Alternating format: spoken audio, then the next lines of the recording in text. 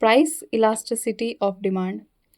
Price elasticity बस ये बताता है कि प्राइस बदलने पर लोगों का बिहेवियर कैसे चेंज होता है। जैसे कि सोचो अगर हर चीज़ का प्राइस बढ़ जाए तो क्या तुम सब चीज़ सेम अमाउंट में खरीदोगे? नहीं, ऑब्वियसली नहीं। कुछ चीज़ें छोड़ सकते हैं, कुछ नहीं। बस यही डिफरेंस है प्राइस इलास्टिसिटी डिमांड। तो प्राइस इलास्टिसिटी ऑफ डिमांड का मतलब है कि प्राइस चेंज होने पर डिमांड कितनी ईजिली चेंज हो जाती है। अगर थोड़ा सा प्राइस बदला और डिमांड में बहुत ज़्यादा चेंज आ गया तो वो ज़्यादा इलास्टिक होगा, और अगर प्राइस बदलने पर डिमांड में बस बहुत थोड़ा ही चेंज हुआ या फिर कोई चेंज नहीं हुआ है तो वो इनइलास्टिक होगा। तो इसका फॉर्मूला जो है ये बस एक कंपैरिजन है कि प्राइस कितना बदला और डिमांड कितनी बदली, क्योंकि एज अ प्रोड्यूसर हम सिर्फ प्राइस चेंज कर सकते हैं, उसके रिजल्ट में मार्केट में उसके डिमांड में चेंज आएगा। तो बस यही दोनों का कंपैरिजन है, इसीलिए इसे परसेंटेज में चेंज करते हैं, मेजर करते हैं, क्योंकि ताकि चीज़ें फेयर रहें। अब इलास्टिसिटी जो है वो रिएक्शन साइज बताता है।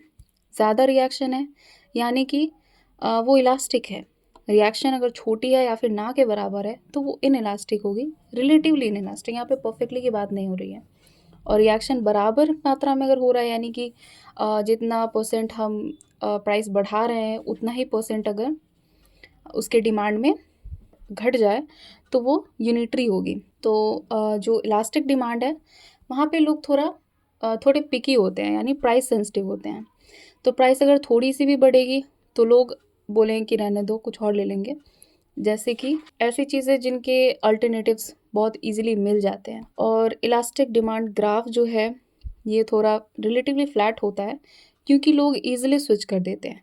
मतलब कि यहाँ पे प्राइस का डिफरेंस छोटा होगा और डिमांड जो है वो अचानक से काफ़ी बदल जाएगी। ठीक है, तो ये जो इसका कर्व है रिलेटिवली फ्लैट है, ये बताता है फ्लेक्सिबल बिहेवियर को बायर्स के। अब इनइलास्टिक डिमांड जो है यहाँ ये अपोजिट केस है। तो ये रिलेटिवली इनइलास्टिक की बात हो रही है, this is not perfectly inelastic. Inelastic demand में लोग ज़्यादा ऑप्शंस नहीं देखते हैं। ठीक है, प्राइस बढ़ेगी घटेगी तब भी लोगों को वो लेना ही होगा। अब फॉर एग्जांपल आप पेट्रोल का प्राइस ले लेते हैं, तो पेट्रोल का प्राइस अगर बढ़ भी जाए अंदर से लोग रो लेंगे, लेकिन लेंगे तो ज़रूर क्योंकि बाइक तो चलानी है। इनइलास्टिक डिमांड का ग्राफ है ये थोड़ा स्टीप होता है रिलेटिवली, क्योंकि इसकी क्वांटिटी जो डिमांडेड है वो ऑलमोस्ट वही रहती है। ठीक है, प्राइस ऊपर जाएगा नीचे जाएगा, लोग लगभग सेम अमाउंट लेते हैं। तो ये स्टीप कर्व जो है वो एक मतलब ज़िद्दी डिमांड को दिखाता है कि डिमांड वही रहने वाली है। यूनिटरी इलास्टिक डिमांड जो ये एक मतलब मिडिल ग्राउंड में आता है कि प्राइस जितना बदलता है डिमांड भी उतनी बदलती है। ठीक है, प्राइस बढ़ेगी जितनी उतनी ही डिमांड घट जाएगी, और प्राइस जितनी घटेगी उतनी ही परसेंटेज में इंक्रीज़ हो जाएगा। ये इसका डिमांड बैलेंस्ड केस है। परफेक्टली इन इलास्टिक डिमांड, यहाँ पे लोगों के पास चॉइस नहीं होती है। ठीक है, तो जैसे मेडिसिन वगैरह ले लो तो प्राइस कुछ भी होगा, क्वांटिटी फिक्स्ड रहेगी इसकी। लाइफ सेविंग मेडिसिन जैसे कि इंसुलिन वगैरह है तो वो सब उसकी प्राइस बहुत ज़्यादा भी बढ़ जाएगी घट भी जाएगी, लेकिन लोग जिसको ज़रूरत है वो लेंगे ही।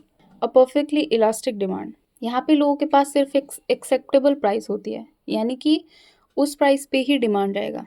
प्राइस थोड़ा सा ऊपर गया डिमांड एकदम ज़ीरो हो जाएगा, और अगर प्राइस घटा दे तो इन्फिनिटी में चली जाए इसकी डिमांड। ऐसा पॉसिबल नहीं है प्रैक्टिकली, ये ऐसा थ्योरेटिकल कॉन्सेप्ट है। ओके, सो समराइज़ करते हैं कि सब एक लाइन में कि ईजिली अवॉइड अगर कर सकते हैं तो वो इलास्टिक है, अवॉइड नहीं कर सकते हैं तो वो इनइलास्टिक है, अगर इक्वल रिएक्शन आ रहा है तो वो यूनिटरी है। ठीक है, बाकी तो एक्सट्रीम केसेस हैं जैसे कि इलास्टिक, परफेक्टली इलास्टिक और परफेक्टली इनइलास्टिक। अब ह्यूमन लॉजिक से अगर समझें तो बस यही कि प्राइस बदलने पर लोग किसको ईजिली नो बोल सकते हैं। अगर बोल सकते हैं ईजिली तो वो इलास्टिक होगा, नहीं बोल सकते हैं तो इनइलास्टिक होगा। तो प्राइस इलास्टिसिटी डिमांड के नंबर्स नहीं, लोगों के डिसीजन को समझने का एक वो टूल है। तो अगर जब भी कन्फ्यूज़न हो तो खुद को बायर की जगह पे रख के समझने पे सभी चीज़ें क्लियर हो जाती हैं। तो अपना रिएक्शन इमेजिन करो कि प्राइस के बदलने पर इसको हम अवॉइड कर सकते हैं या नहीं कर सकते हैं, तो वहाँ से आंसर मिल जाएगा। That's all.